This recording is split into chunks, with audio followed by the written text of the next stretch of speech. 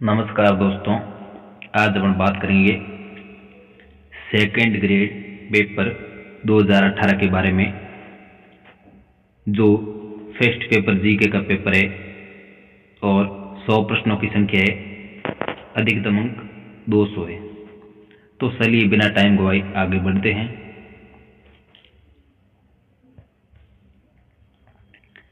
ये आपके सामने परीक्षा के निर्देश दिए गए हैं। सभी प्रश्नों के उत्तर दीजिए। सभी प्रश्नों का अंक समान है। जो भी आप इंट्रोडक्शन पढ़ लीजिएगा। तो चलिए सबसे पहले क्वेश्चन की तरफ। मेहमद आभूषण पहना जाता है सिर पर, कमर पर, भुजा पर, पैरों पर। तो मेहमद आभूषण सिर पर पहना जाता है। दूसरा प्रश्न है, विजय दान देता का संबंध है लोक कला से, लोक नृत्य से, लोक संगीत से, लोक साहित्य से। तो विजय दान देता का संबंध लोक साहित्य से है। Option D correct. क्वेश्चन 3 है, बिजोलिया अभिलेख किस वंश के इतिहास की जानकारी का महत्वपूर्ण साधन है? राठौड़ वंश, चौहान वंश, सिसोदिया या प्रतिहार? इसका राइट आंसर चौहान वंश हो जाएगा। चलिए आगे बढ़ते हैं।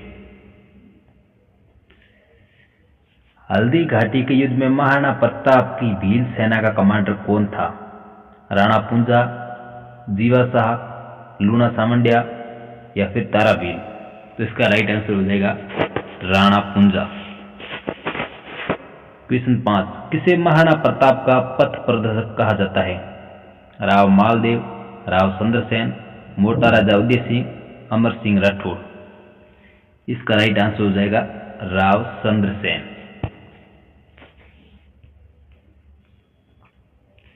आगे चलते हैं। 6 नंबर क्वेश्चन, निम्न में से किस स्थल को ताम्रवती नगरी के नाम से जाना जाता है? ये सभ्यता में से क्वेश्चन है। इसका राइट आंसर हो जाएगा आहर सभ्यता। आहर सभ्यता को ताम्रवती नगरी के नाम से जाना जाता है। क्वेश्चन 7, बीकानेर के राजा महाराजा राय सिंह गद्दी पर कब बैठे? ये गद्दी पर बैठे थे 1514 या 1577 ईस्वी। ऑप्शन सी राइट हो जाएगा। चलिए आगे बढ़ते हैं। क्वेश्चन 8, राजस्थान का क्षेत्रफल भारत के कुल क्षेत्रफल का कितना प्रतिशत है? तो इसका राइट ऑप्शन सी हो जाएगा 10.41%। अगला क्वेश्चन, निम्न में से कौन सम्मिलित नहीं है? एक तरफ नदियां दी गई है, दूसरी तरफ सहायक नदी दी गई है। इसमें गलत ऑप्शन कौन सा है ये आपको बताना है। गंभीरी, मेसवा, ये अपने को शुरुआत में मिल गया गलत ऑप्शन, ये नहीं है। माही है, उसकी सहायक नदी जाखम है। काली सिंध की परवन नदी और साबरमती की माजब, ये राइट है। क्वेश्चन 10, राजस्थान में संभाव्य वाष्पीकरण या वाष्पोत्सर्जन की वार्षिक दर सर्वाधिक किस जिले में है? गंगानगर, कोटा, डूंगरपुर, जैसलमेर? तो इसका राइट आंसर जैसलमेर हो जाएगा। चलिए क्वेश्चन 11 पे। एक तरफ क्षेत्र दिया गया है और दूसरी तरफ स्थानीय नाम दिया गया है। तो डूंगरपुर, बांसवाड़ा एवं प्रतापगढ़ क्षेत्र, इसका सामने भौमट दिया गया है। डूंगरपुर पूर्वी सिरोही एवं उदयपुर जिलों का अरावली पर्वतीय क्षेत्र हाड़ौती दिया गया है। अब पूर्वोत्तरखंड बागड़ दिया गया। कोटा, बूंदी एवं बारा क्षेत्र अर्बुद दिया गया है। तो देखिए इसका पहले का हो जाएगा वागड़।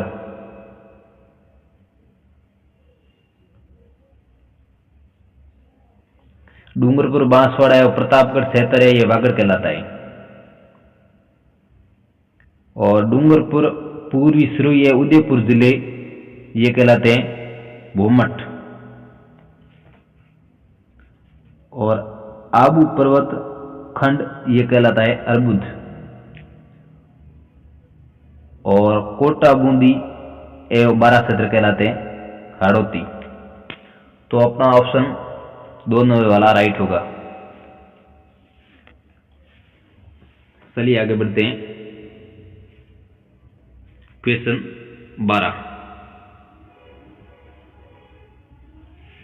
जनगणना 2001 एवं 2011 के मध्य राजस्थान के किन जिलों में लिंगानुपात में कमी आई है? राजसमंद एवं चूरू, अजमेर एवं धौलपुर, अजमेर एवं झालावाड़ या धौलपुर एवं झालावाड़। इसका ऑप्शन 1 राइट है, राजसमंद एवं चूरू।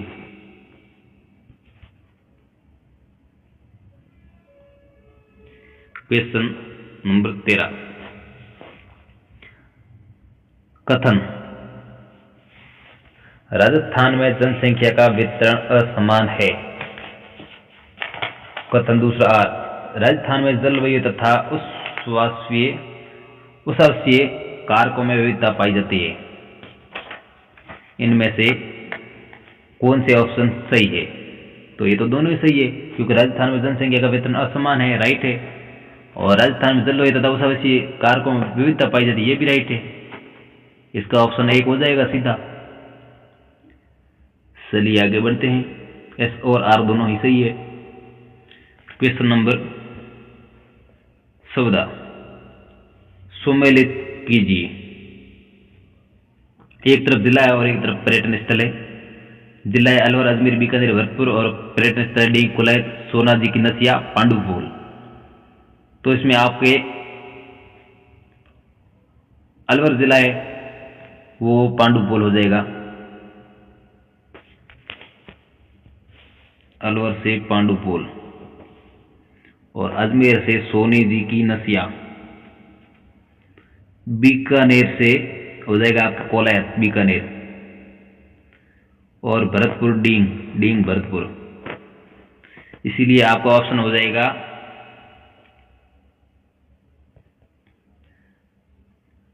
3 number right.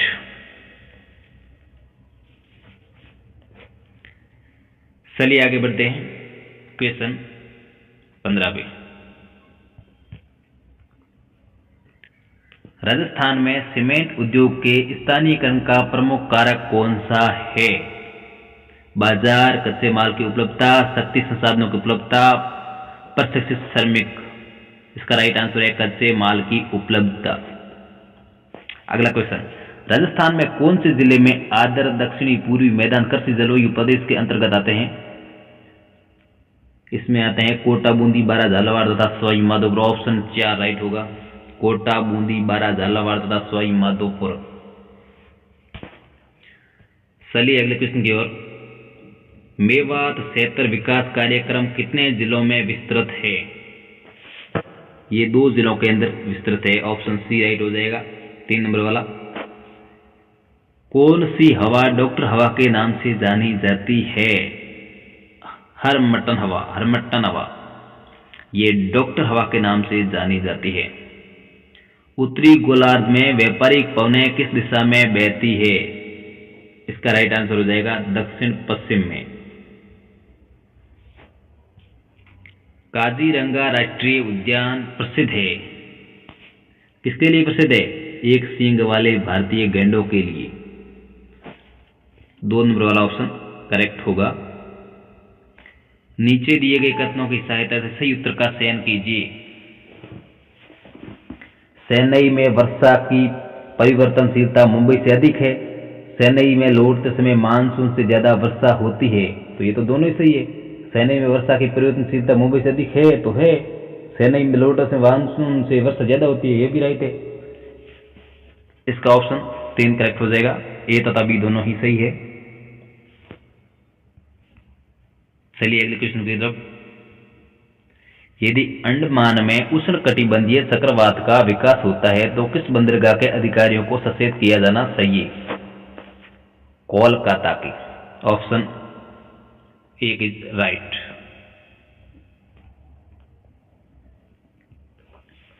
भारत में कौन सा जनगणना वर्ष जनसांख्यिकी विभाजन का वर्ष कहलाता है? इसका ऑप्शन राइट हो जाएगा डी 1921, 1921। चलिए आगे बढ़ते हैं।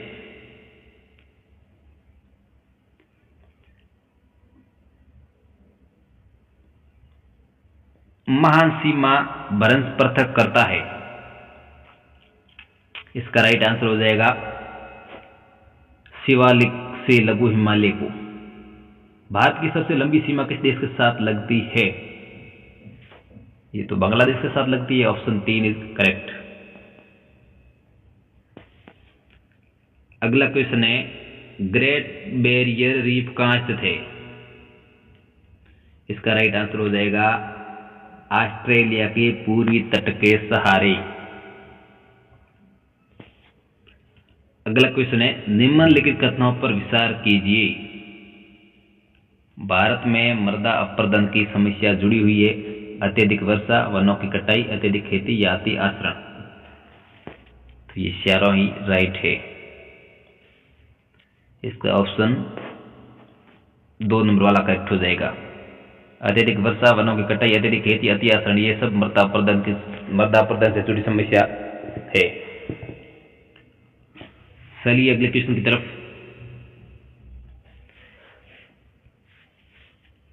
राजस्थान विधानसभा के प्रक्रिया तथा कार्य संचालन संबंधी नियम के अनुसार विधानसभा में मंत्रिपरिषद में अविश्वास प्रस्ताव के संबंध में निम्न में से कौन सा कथन सही है? प्रस्ताव प्रस्तुत करने की अनुमति प्रश्नों के बाद और उसके दिन की कार्यसूची का कार्य प्रारंभ करने की पूर्व मांगनी होगी। ये करेक्ट है। मतलब प्रस्ताव प्रस्तुत करने की अनुमति प्रश्नों के बाद और उस दिन की कार्यसूची का कार्य प्रारंभ करने की पूर्व मांगनी होगी। ये करेक्ट है। अनुमति मांगने वाले सदस्य को उस दिन की बैठक प्रारंभ होने से पहले सचिव के पास उस प्रस्ताव की जिसे वह प्रस्तुत करना चाहे लिखित सूचना देनी होगी। ये भी करेक्ट है। तीसरे नंबर पे है, प्रस्ताव समग्र सदस्य संख्या से कम 10वें भाग में सम्मिलित होना चाहिए। ये कोई लेना देना नहीं है, गलत। इसका ऑप्शन हो जाएगा ए राइट। ए और बी दोनों ही सही है। चलिए अगले क्वेश्चन की तरफ।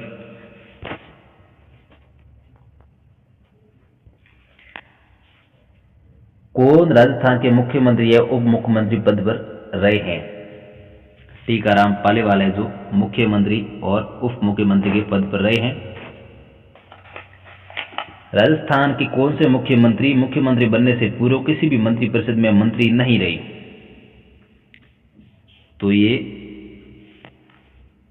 बरकतुल्ला खान जो मुख्यमंत्री बनने से पूर्व किसी भी मंत्रिपरिषद मंत्री नहीं रहे हैं।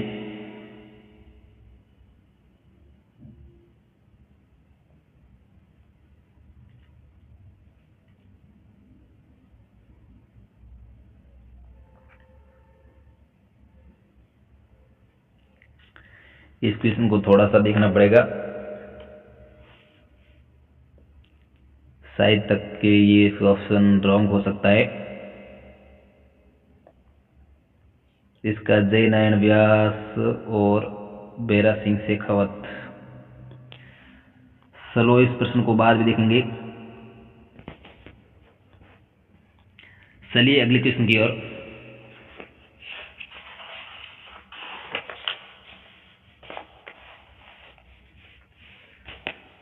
कौन सा युग्म सही सुमेलित नहीं है? मुख्यमंत्री और मुख्य सचिव। मोहनलाल सुखाड़िया, KPU मेनन, राइट है। बरकतुल्ला खां, RD माथुर, ये सुमेलित नहीं है भाई। शिव शरण माथुर, मदन मोहन कृष्णवाली, ये सुमेलित है और ये भी सुमेलित है। बरा सिंह शेखावत, टीवी रमन। चलिए अगले क्वेश्चन की ओर। 32। कौन से करते भारत सरकार की राजनीतिक कार्यों संबंधी मंत्रिमंडल समिति के हैं?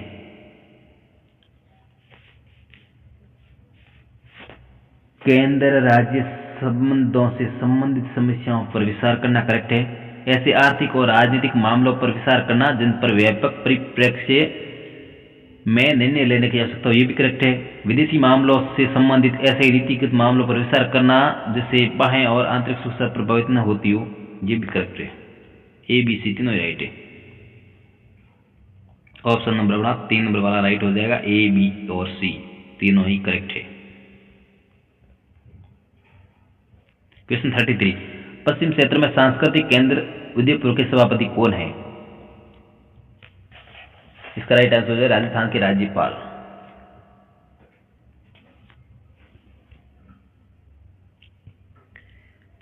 कौन सा युग्म सम्मिलित नहीं है? वह राज्य जहां उन्होंने अपने मुख्यमंत्री के कार्यकाल के पश्चात राज्यपाल का पद पर कार्य किया या राजस्थान के मुख्यमंत्री की तरफ है।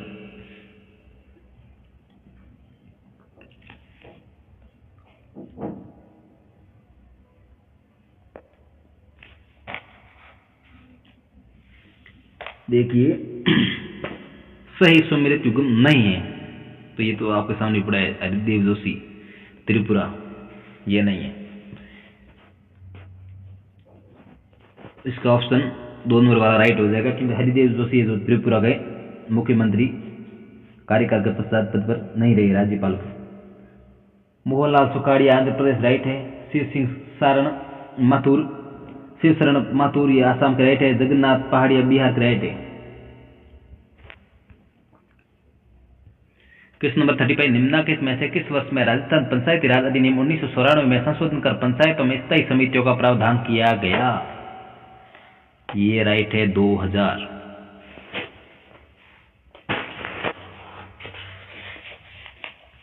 क्वेश्चन नंबर 33, भारत शासन अधिनियम 1919 के तहत गठित राज्य परिषद काउंसिलिंग ऑफ स्टेट्स के पहले अध्यक्ष कौन थे? अलेक्जेंडर मूडीमैन। कौन से ऑप्शन में? बी।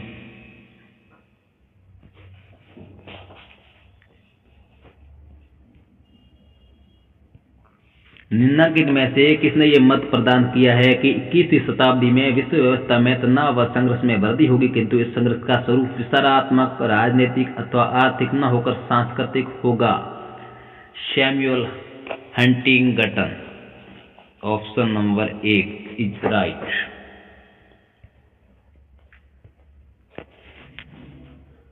भारत के निम्नलिखित प्रधानमंत्रियों में से किस प्रधानमंत्री को कार्यवाहक राष्ट्रपति तथा द्वारा शपथ दिलवाई गई?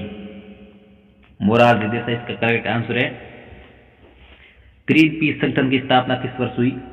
1971। चलिए अगले क्वेश्चन की ओर। किस समिति आयोग ने ये सिफारिश की कि राज्यसभा को सच्चे अर्थों में संघीय एवं सदन बनाने के लिए इसमें सभी राज्यों का समान प्रतिनिधित्व होना चाहिए, इस समर्थन के साथ कि संसदीय व्यवस्था निरंतर जारी रहे? राजमन्नार समिति। Option number 2 is correct. ये किस अनुच्छेद में कहा गया है? इस अनुच्छेद के उपबंधों के अधीन रहते हुए संघ के लिए एक लोक सेवा आयोग और प्रत्येक राज्य के लिए एक लोक सेवा आयोग होगा। अनुच्छेद 315।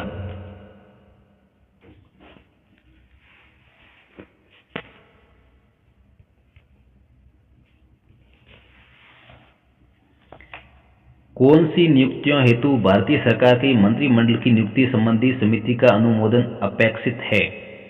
भारतीय रिजर्व बैंक के गवर्नर करेक्ट है। भारतीय रिजर्व बैंक के डिप्टी गवर्नर करेक्ट है। ए बी अध्यक्ष रेल बोर्ड करेक्ट है। A B C option number 4।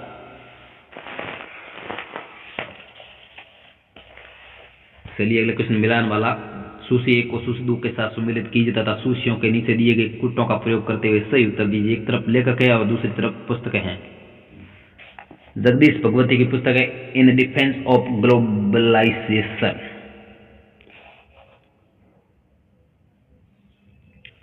ए को 2 से मिलान करिए। जगदीश भगवती के in defence of globalisation. Joseph Stiglitz की है मेकिंग ग्लोबलाइजेशन वर्क। क्रॉस करते थे इस प्रकार। सी है उल्रिक बैक की है व्हाइट इज ग्लोबलाइजेशन। इसका हो जाएगा 4 और मिल्टन फ्रीडमैन की हो जाएगी कैपिटलिज्म एंड फ्रीडम। इसका ऑप्शन हो जाएगा 2 नंबर करेक्ट। चलिए आगे बढ़ते हैं। क्वेश्चन नंबर 44, भारत के उपराष्ट्रपतियों में से कौन से निर्विरोध निर्वाचित हुए? ऑप्शन ए राइट है, option B is wrong, option C right, option D भी रॉन्ग। इसमें ए और सी करेक्ट है। ऑप्शन नंबर 3 एस राधाकृष्ण और एम हिदायतुल्ला, ये भारत के उपराष्ट्रपतियों में से निर्विरोध निर्वाचित हुए। असम गण परिषद की स्थापना किस वर्ष हुई? 1985 के अंदर। ऑप्शन नंबर कौन सा होगा? 3, 1985।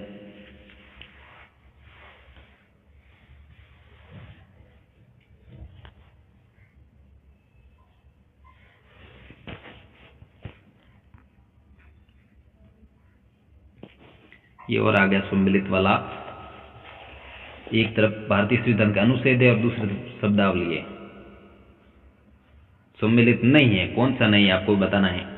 255 एक राष्ट्रपति की पूर्व मंजूरी करेक्ट है, और 18(3) ये राष्ट्रपति की सहमति, ये भी करेक्ट है। 113(3) राष्ट्रपति की सिफारिश, ये भी करेक्ट है। और ऑप्शन 4 इज रॉन्ग। 304 का में राष्ट्रपति की स्वीकृति नहीं है।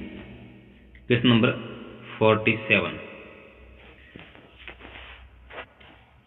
अंतरराज्यिक नदियों या नदी दूनों के जल संबंधी विवादों के न्याय निर्णय संबंधी प्रावधान संविधान के किस अनुच्छेद में है? 61, 62, 63, 64। इसका राइट आंसर हो जाएगा अनुच्छेद 262। अगला क्वेश्चन है, कगारवाद का सिद्धांत किसने दिया? जॉन फास्टर डेलेस ने, जॉर्ज बुश ने, रूजवेल्ट ने, हैरी एस ट्रूमैन ने। जॉन फास्टर डलेस ने दिया है कगारवाद का सिद्धांत। John faster Dulles, John faster Dulles. अगला क्वेश्चन है, क्योटो प्रोटोकॉल का संबंध निम्नलिखित में से किससे है? क्योटो प्रोटोकॉल का संबंध भूमंडलीय ऊष्मीकरण को कम करने हेतु, ऑप्शन नंबर 3 राइट होगा। तो भूमंडलीय ऊष्मीकरण को कम करने हेतु क्योटो प्रोटोकॉल का प्रयोग किया जाता है। ये से संबंध में। चलिए अगला क्वेश्चन,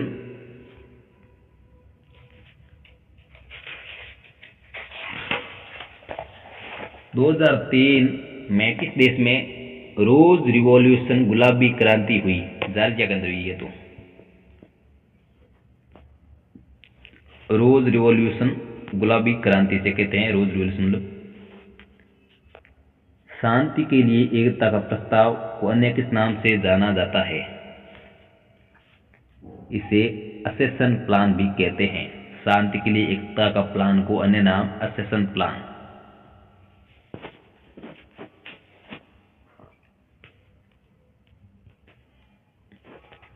चलिए अगला क्वेश्चन,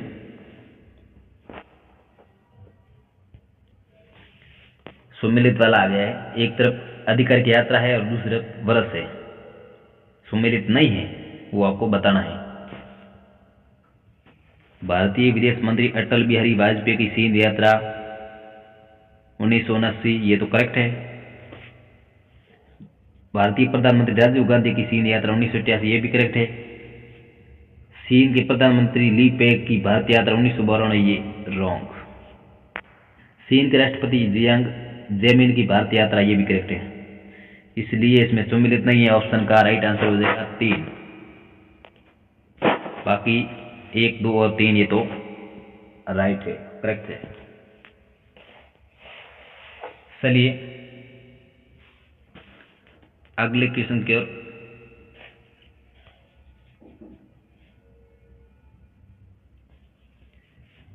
बीसलपुर बांध में पानी की आवक बढ़ाने हेतु निम्नलिखित में से कौन सी परियोजना तैयार की गई? ब्राह्मणी परियोजना से बनारस परियोजना कहते हैं। ब्राह्मणी बनारस परियोजना, ऑप्शन बी राइट। हाल ही में राजस्थान के किस क्रिकेट खिलाड़ी ने अंतर्राष्ट्रीय क्रिकेट में डेब्यू प्रथम प्रवेश किया है? खलील अहमद। ऑप्शन नंबर होगा डी, खलील अहमद। अगला क्वेश्चन, हाल ही में राजस्थान में किसके लिए स्टार रैंकिंग प्रारंभ की गई राज्य के विद्यालयों के लिए? ऑप्शन बी, भीलवाड़ा में हाल ही में प्रारंभ हुए मेडिकल कॉलेज का क्या नाम है? Rajmata Vijaya Raje medical college. Option number C,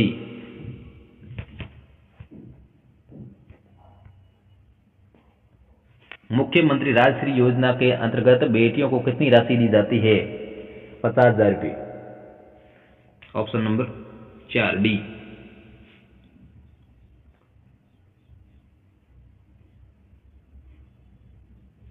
how much amount is given to the daughter under chief minister Rajshri Yojana? चलिए अगले क्वेश्चन की तरफ।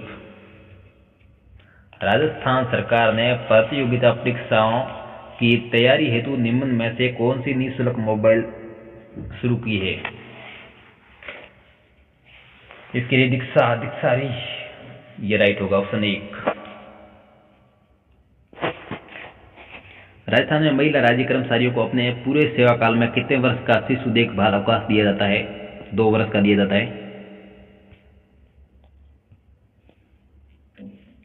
राजस्थान का कौन सा जिला नीति आयोग द्वारा महत्वाकांक्षी जिलों की पहल डेल्टा रैंकिंग 2018 में सम्मिलित नहीं है? 2018 में शुरू सम्मिलित नहीं है, बाकी धौलपुर, सुरई, 12 ये सम्मिलित है। राजस्थान में बच्चों के पोषण स्तर में सुधार हेतु अन्नपूर्णा दूध योजना कब प्रारंभ की गई? 2 जुलाई 2018 को की गई। 2 जुलाई 2018 को की गई है।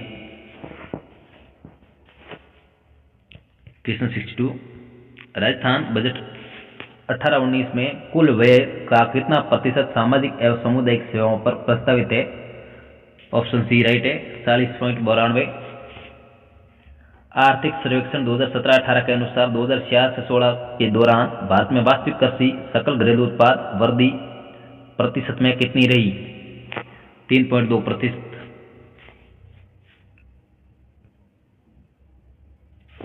3.2%। चलिए अगले क्वेश्चन की ओर।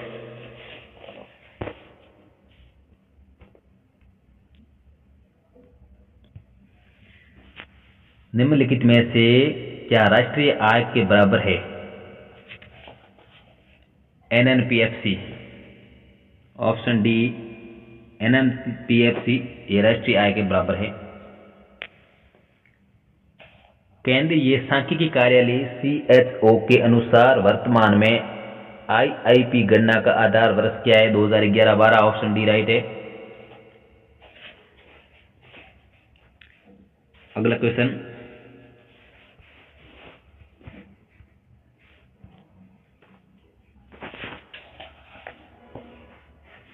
कथन को पढ़ें।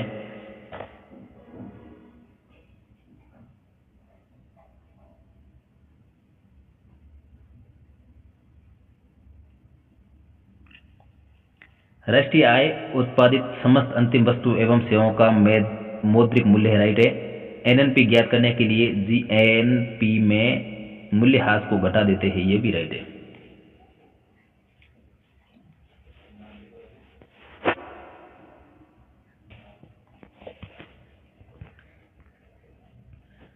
शिक्षण, निम्न में से कौन सा लाभ प्रधानमंत्री जन धन योजना के अंतर्गत खोले गए खातों में नहीं मिलता है? जमा राशि पर ब्याज तो मिलता है, 10 लाख रुपए दुर्घटना बीमा कवच, ये नहीं मिलता है। खाते में कोई न्यूनतम राशि रखने की आवश्यकता नहीं, ये भी करेक्ट है। भारत में मुद्रा का कहीं भी आसान हस्ताक्षर, ये भी राइट है। कहीं भी कर सकते हैं अपना हस्ताक्षर, ट्रांसफर कर सकते हैं पैसों को इधर उधर। चलिए अगले क्वेश्चन की तरफ। यह आ गया शिक्षा मनोविज्ञान से संबंधित है। अधिगम कर्ता से राइट है, अधिगम प्रक्रिया राइट है, अधिगम संस्थितियों सस्थितियों से ये भी राइट है, मतलब ऑप्शन डी भी राइट है।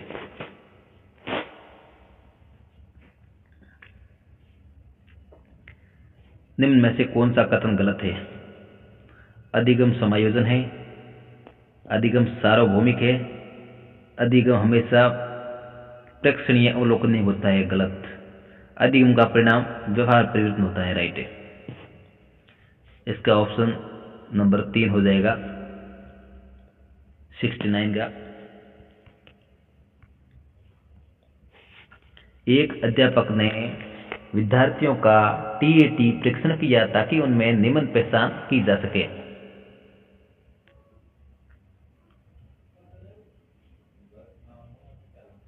इसमें राइट होगा व्यक्तित्व की।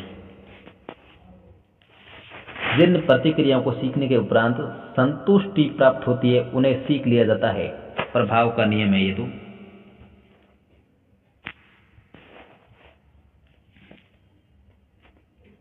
प्रभाव का नियम। बेसल आयु किसके मापन से संबंधित है? बुद्धि के।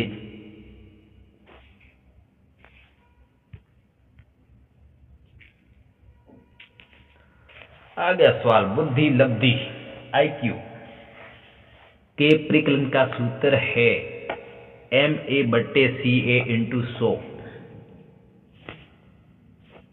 Option number B is correct, MA/CA × 100।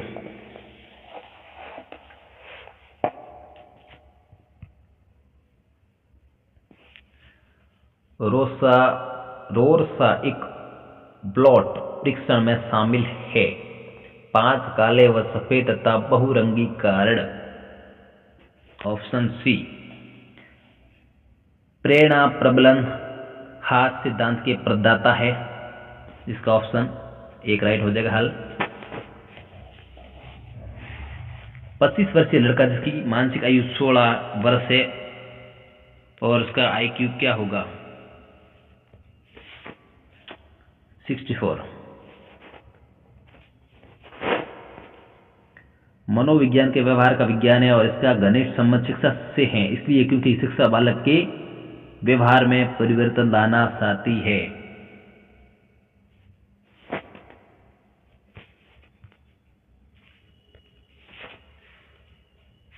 अभिरुचि, अभिवृत्ति, उपलब्धि तथा लिंग फोन। अभिवृत्ति, अभिरुचि, उपलब्धि तथा लिंग कौन सी विभिन्नताओं के क्षेत्र में है?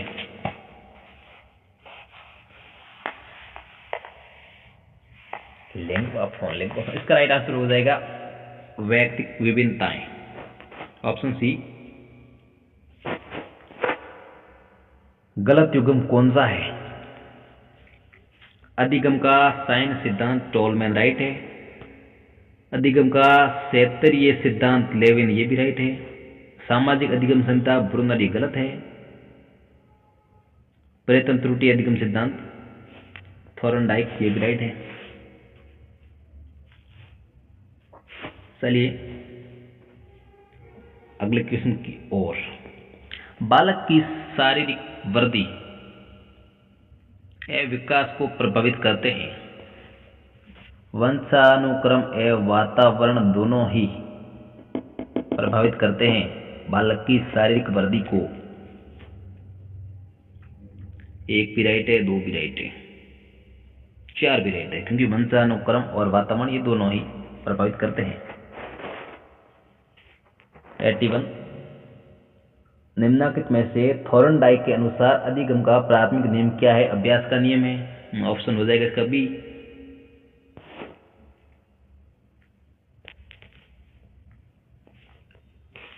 समायोजन के संदर्भ में निम्न में से कौन सा गलत कथन है? ये संतुलन प्रदान करता है, करेक्ट है। ये समस्या का समाधान करता है, राइट है। ये निरंतर चलने वाली प्रक्रिया है, गलत है। निरंतर चलने वाली प्रक्रिया है, लेकिन इसमें लिखा हुआ है निरंतर चलने वाली प्रक्रिया नहीं है, इसलिए गलत हो गया ये। समायोजन की अनुपस्थिति में व्यक्ति तनाव, संग्रह तथा चिंताओं से घिरा हुआ होता है, ये भी राइट है। इसका ऑप्शन 3 हो जाएगा। ये निरंतर चलने वाली प्रक्रिया नहीं है, लेकिन ये निरंतर चलने वाली प्रक्रिया है या नहीं है लिखा हुआ है, इसलिए गलत हो गया है। अगला क्वेश्चन 83, सृजनात्मक की विशेषता होती है मौलिकता, प्रभावशीलता, लचीलापन, दिए गए विकल्प सभी। ऑप्शन डी इसका राइट हो जाएगा। सृजनात्मक की विशेषता है मौलिकता भी है, प्रभावशीलता भी है, लचीलापन भी है। एक शिक्षक के लिए शिक्षा मनोविज्ञान की उपाधि देता है।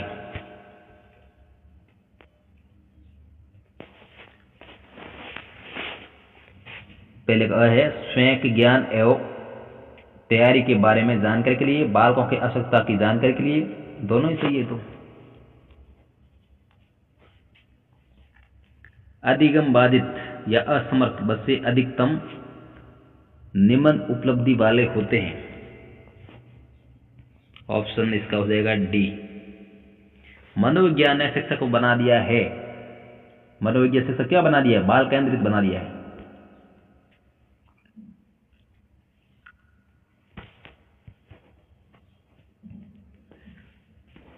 किलफर्ड द्वारा प्रतिपादित बौद्धिक संरचना के मॉडल में प्रारंभ में कितने तत्वों को सम्मिलित किया गया? 120 को किए गए हैं। ऑप्शन बी राइट होगा।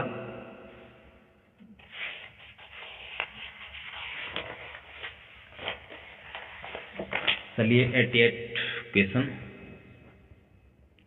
मुकाम प्रसिद्ध है, यह है विष्णु के लिए मुकाम प्रसिद्ध।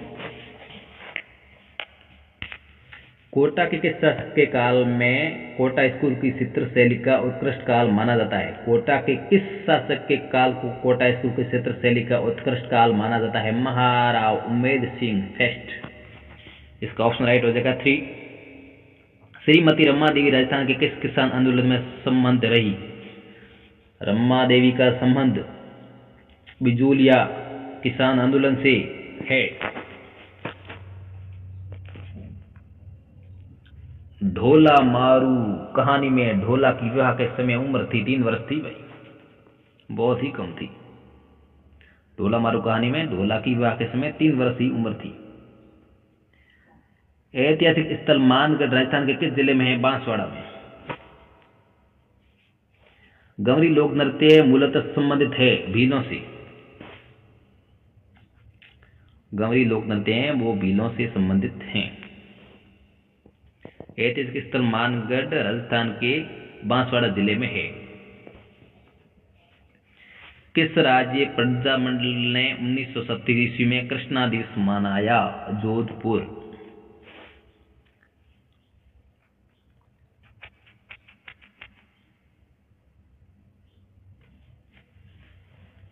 चलिए अगला क्वेश्चन आभानेरी तथा जोरगढ़।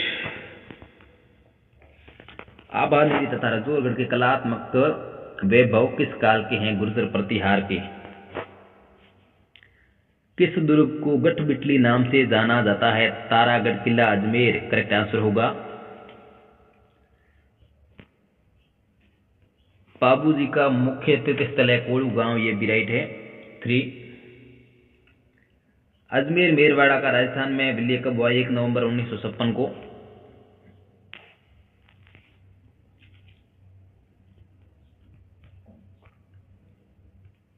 शारसोमा मंदिर राजस्थान के किस जिले में है? कोटा के अंदर है शारसोमा। जीण माता का मेला राजस्थान के किस जिले में वर्ष में 2 बार आयोजित होता है? सीकर के अंदर जीण माता का मेला वर्ष के अंदर 2 बार आयोजित होता है। तो चलिए आज अपने हो गए 100 क्वेश्चन पूरे जीके पेपर के। जो पेपर हुआ था 31 अक्टूबर 2018 को,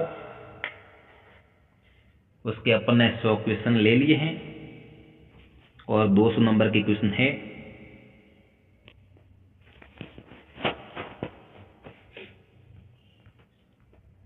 चलिए फिर मिलते हैं और एक नए 2022 की प्रीवियस पेपर के साथ। धन्यवाद।